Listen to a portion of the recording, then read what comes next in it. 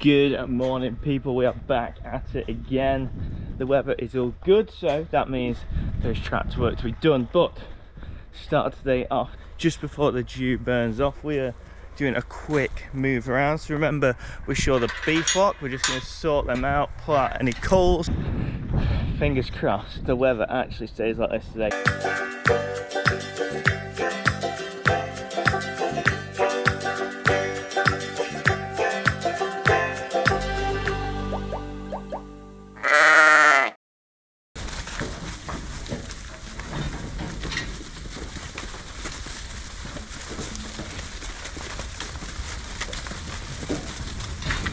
That wasn't too hard. Josie, out of the way. That wasn't too hard. So this is the beef flock that we shot the other day. Just got to mark them all up with orange dots. If you haven't watched the channel before, what we do, all the beef flock get an orange spot on their shoulder, just so if they get mixed up, it's quick and easy to split them out again. And also we're just going to quickly bag and mouth them all to make sure they're all okay for breeding next year. This is a much younger flock than the A flock because it started only 3 years ago, so there shouldn't be too much with bad mouths, but obviously bad bags is another thing.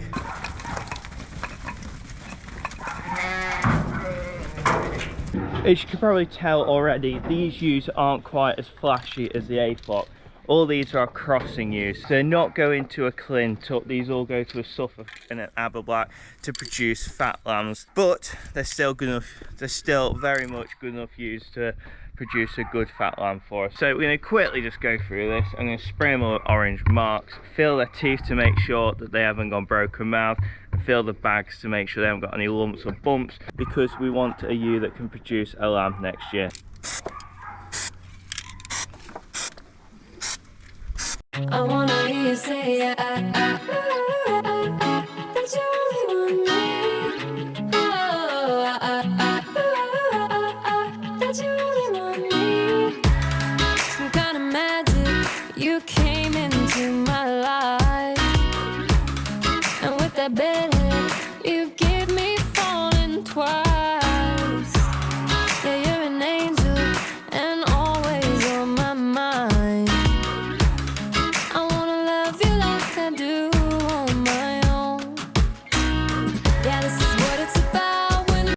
Flying through these quite quickly, but we do have a couple with bad bags here. We've not had any with bad mouths, which is really good. I'll let a few out and then go on. Go on.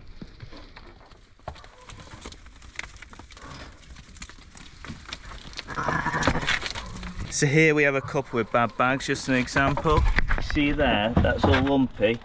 Don't know how we can see it, and that one, it's a bit more of a lump on that right hand side, that one especially. That means that they're not going to be able to produce milk, so they can't rear lambs, so unfortunately they're going to have to go. But so far so good. I think we've picked out 6, which is about 7%. There's one more group to go through. Go on, girls. Go on, girls.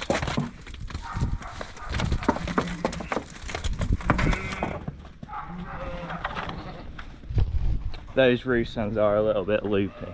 So one thing we are doing this year that's different to other years is, if anything didn't get in lamb in the first cycle, they are getting put straight into the beef flock. So we're trying to really improve fertility in the flock, so we're going to be getting stricter and stricter with things like that every year.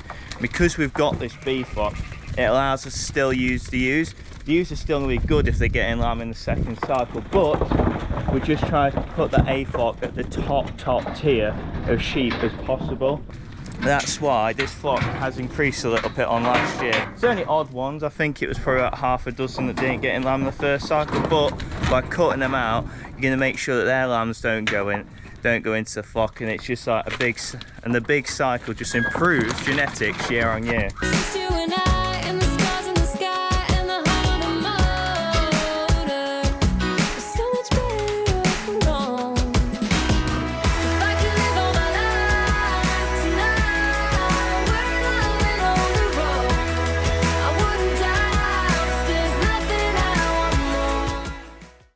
A total of 10 of those are going to be going for cull, which means a total of 31, the A flock and the B flock together, for about, what, 270 ewes.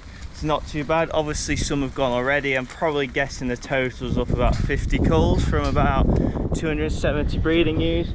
12 crossbreds that are coming into 67, so up on last year. We'll be lambing approximately 270 ewes again. We're going to let them put a little bit of condition on. As you can see, some of the ones with red dots aren't in the best nick, so we're going to put them on some good grass just like the others, so in a couple of weeks they can all go. It'll be a good income, like I said in the last video. I don't know if you spot Barbie, I just saw her, but she's in there somewhere. Yeah, happy. Right, we're going to drop these off.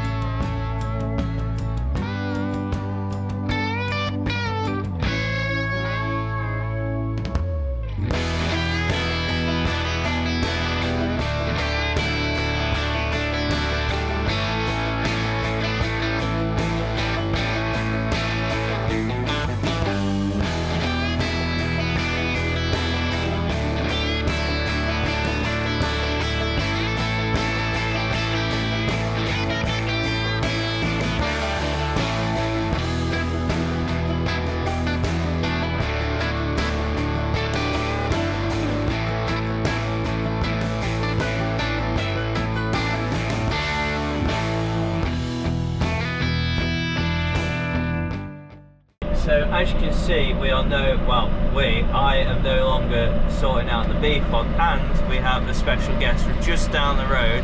Lockie has come all the way from Australia just to visit us. Not really, but you also have a YouTube channel, don't you? I do, yes. What's it called? Our Farm Life. And he has a slightly bigger sheep farm than what we do here.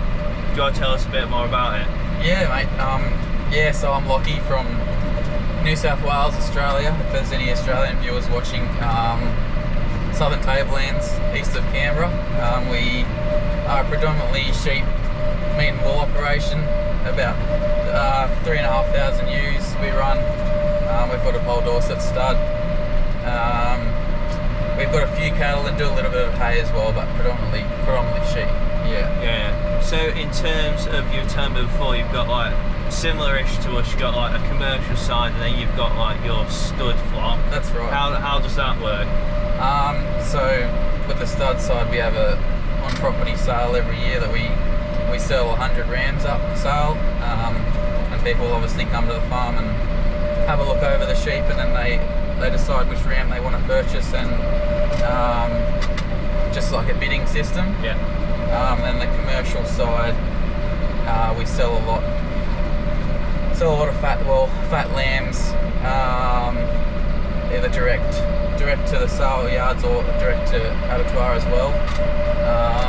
And a sale yard would be like the equivalent of our market. Yeah. No, just so people don't understand, I was just trying to say. Yeah. While not hitting any fences with the tether. Yeah. I don't know what else. We do have a few merinos as well, so they're just pure wool. They're not.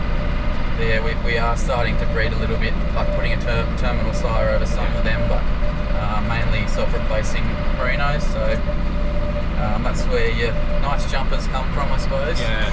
It's really interesting because Lockie's have been up to the Royal Welsh, you've been around a few of the shows or around a few places in the UK, and one big difference would be the amount of sheep breeds here compared to there. You were saying there's like 5 or 6 breeds, and here we've obviously got 60, 70 breeds that we're all using, so it's a lot more uniform system, isn't it?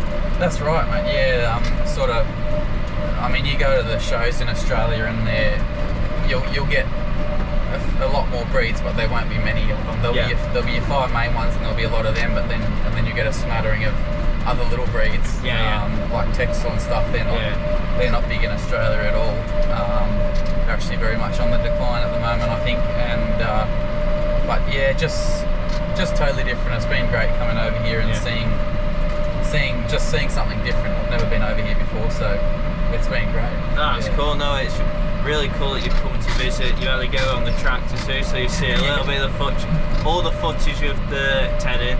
That wasn't me driving, so if there was anything wrong, it wasn't me. But yeah, it was cool, and I think we're going to go for a bit later, have a bit more of a chat about sheep and farming, and we're going to have a look around the sheep as soon as we finish this little bit of tedding too. Absolutely. And don't forget to go over and subscribe. So I'll put the link to Lockie's channel here. Please go over, because if you support him, it's just great for farming in general. And thank you all for letting me come and see the farm. It's great. Anytime. Alright.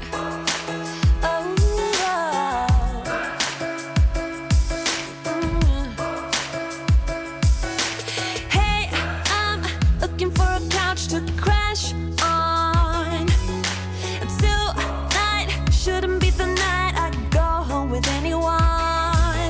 I've been out walking on a rougher patch now, but I must say, living on the edge of things has been kind of fun.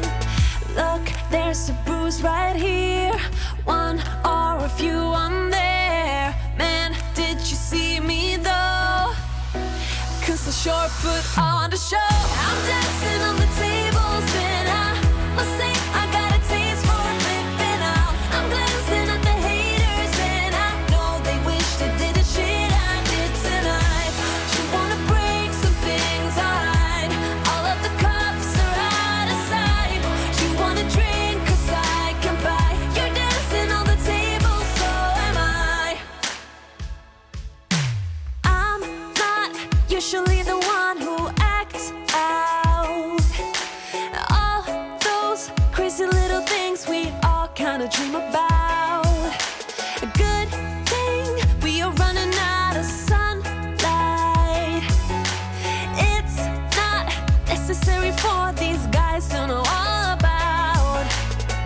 Look, there's a bruise right here, one or a few on there. Man, did you see me though? 'Cause I sure put on the show. I'm dancing on the tables and I must say I got a taste for flipping out. I'm glancing at the haters and I know they wish they did the shit I did tonight.